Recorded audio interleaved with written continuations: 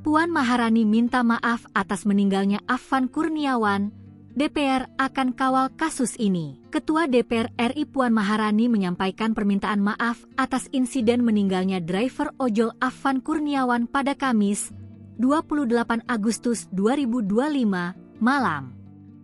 Ia juga turut berduka atas kondisi ini. Atas nama pimpinan dan anggota DPR RI, kami menyampaikan duka cita yang mendalam.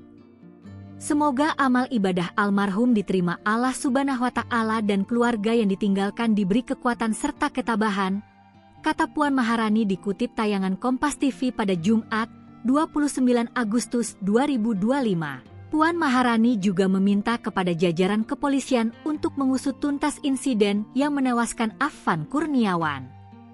Ia pun akan mengawal proses tersebut. Kami meminta seluruh Kapolri dan jajarannya agar mengusut tuntas dan transparan atas kejadian yang terjadi. Kami akan mengawal proses penyelidikan sampai selesai, katanya. Puan turut menyoroti aksi kekerasan yang dialami oleh para peserta aksi saat menyampaikan aspirasi mereka.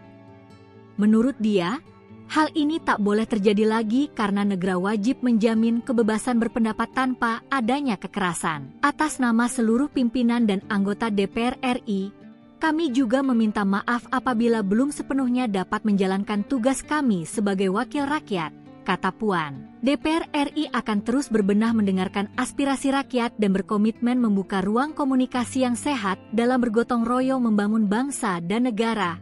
Lanjutnya, kita semua harus bekerja keras, berdoa, dan memastikan tragedi seperti ini tidak terjadi lagi. Semoga Allah Subhanahu wa Ta'ala senantiasa memberikan rahmat dan bimbingan bagi kita semua, tutupnya.